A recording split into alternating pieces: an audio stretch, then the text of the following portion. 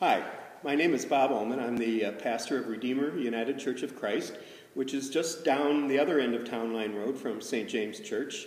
And Tracy, your youth minister, has asked me to share some thoughts with you about the meaning of Good Friday and what it might mean for our lives today. I have to say that almost always after I do a funeral or a memorial service and I'm standing around after the gathering and just listening to people talk, people will invariably say to each other, you know, it's a shame that it took something like this to get us back together. Family members that haven't seen each other for months or years, cousins, brothers, sisters, friends, and they almost always say, you know, it's a shame that it takes something like a death like this to get us all back together.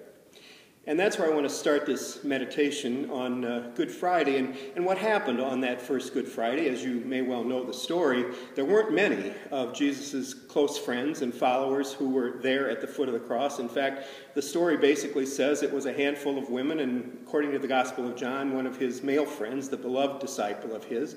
But other than that, the rest of his followers and friends seemed to be far away. But someone has once observed that at the foot of the cross, the ground is level, meaning that there we stand at the base of Calvary, at the base of Golgotha, the hill on which Jesus was crucified, and where we stand, we are all on the same plane. And I think that's what happens to us, especially around the death of a loved one particularly. Someone said that death is the great leveler of us all, and indeed, we all have to face that. Even as we face birth, we know what birth eventually leads to for we human beings. Now, someone said that Jesus needed to die on Good Friday, and there's a certain truth in that, but I think it's a different kind of truth than we've been taught over the years. Jesus didn't need to die because God needed him to die. I think Jesus needed to die so that we could understand his full humanity, so that he could relate to us in his full humanity.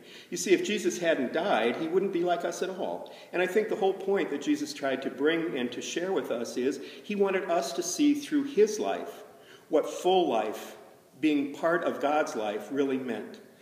Someone did that full-length movie on the Passion of Christ a number of years ago, as if the whole meaning of the life of Jesus could be compressed into the last 24 hours of his life. If you think about it, those last 24 hours of his life wouldn't have meant nearly what they meant because of the way he lived his life the other 30-plus years of his life.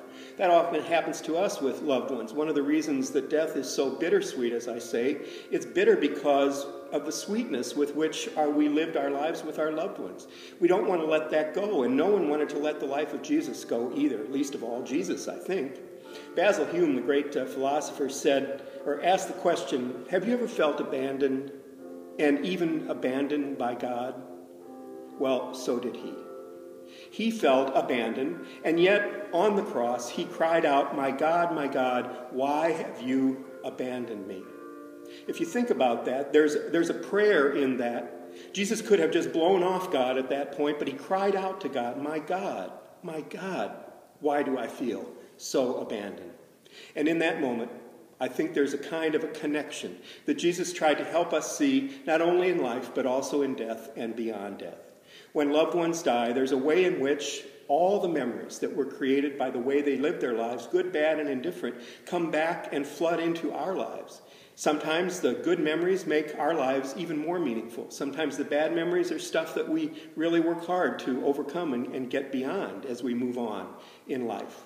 But what I wanted to bring to you today is the reason we call it Good Friday is that God's goodness was revealed not just in the way Jesus lived his life, in the way he died his life, and in the way he rose on Easter. The goodness of God can be found even in the midst of the most awful of life circumstances. And that's the other reason I think I'm grateful that we have this rather gruesome and awful story of that first Good Friday.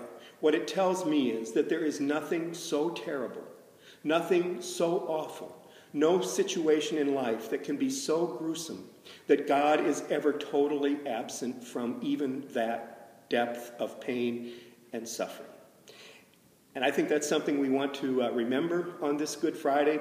Someone said, we've been taught that Jesus died for our sins, but in some ways I think Jesus really died because of our sins, because of our abandonment, because of our disregard, our betrayal, our denial, and our finally walking away.